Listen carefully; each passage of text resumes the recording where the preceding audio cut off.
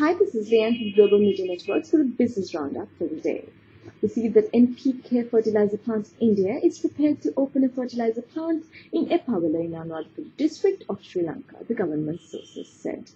The president of the SARC chamber said that they are looking at a joint venture and India is ready to invest around $3 million to increase the capacity of the existing plants in Epawala. The Indian company plans to increase production and export the surplus. Kerry Logistics, a provider of the logistics services, has opened an office in Sri Lanka and also in Myanmar. Now, the company says the opening is aimed at building its presence and network in emerging markets across the Asian region.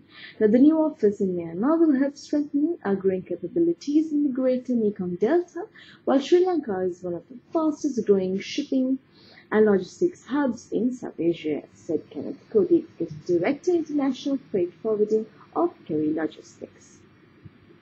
We also see that Sri Lanka's state-run Bank of Ceylon has obtained a syndicated loan worth $190 million from the international market. The money will be used to finance the bank's short-term funding requirements and trade finance-related needs. The syndicated loan has been arranged by the Dubai-based Mashreq Bank and has seen 13 overseas banks subscribing to this deal. Now, Mashreq Bank of Dubai were involved in arranging 2 more syndicated loans for the Bank of Ceylon during the last year, amounting to a value of $175 million and $140 million, respectively. Moving on to more business news, we see that Sri Lanka is on a drive to attract 100,000 American tourists by 2016 in a bid to woo part of tourist traffic to the Maldives and India and attract more upmarket travelers to the island.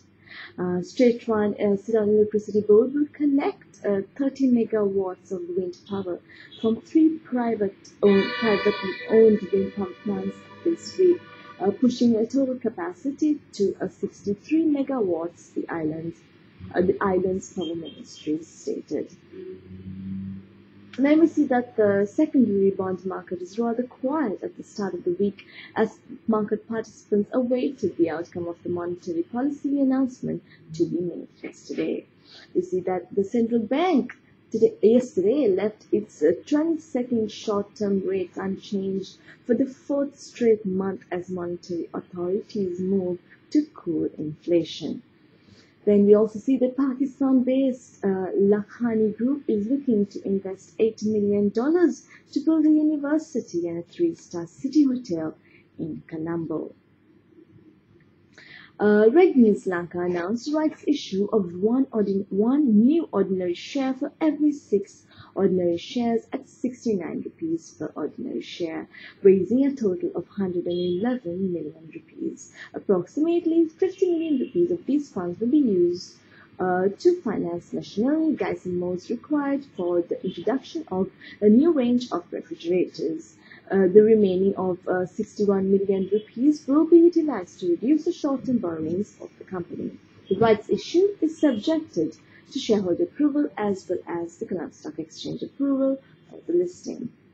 See, the Pakistan Retail Asia Limited announced the mandatory offer subsequent to its acquisition made on Odell PLC on 31st of July 2012.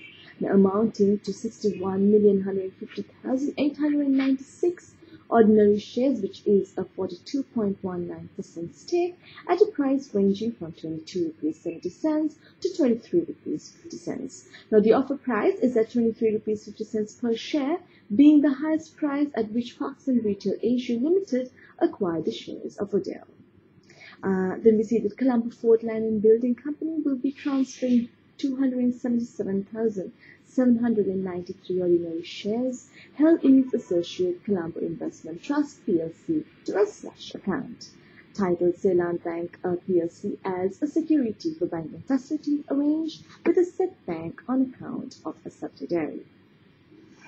Now, the board of Ceylon Bank, by resolution dated 30th July 2012, has approved a banking facility of $1.815 billion to Lanka Finance, a related party. Now, Mr. Isinano Kaya, director of Ceylon Bank, is also a director of Lanka Finance Company. Now, the transaction amount exceeds 10% of the total equity of the bank as of 31st December 2011, but does not exceed 5% of the total assets of the bank. We see that Brown's Healthcare Private Limited, fully owned subsidiary of Brown & Company, has acquired St. Peter's Hospital, Ragama, with an aim of developing a chain of secondary healthcare general hospitals and diagnostic centers in the island. The acquisition is a new venture established with the aim of developing a chain of secondary care general hospitals and diagnostic centers.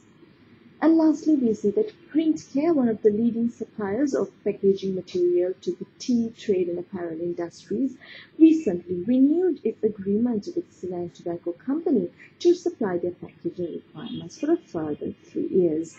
With this move, the Ceylon Tobacco Company will continue to obtain their packaging locally as opposed to having to import their requirements, signaling a strong commitment to local supplies. With that, I round up the news for today. Thank you very much for listening and see you again tomorrow.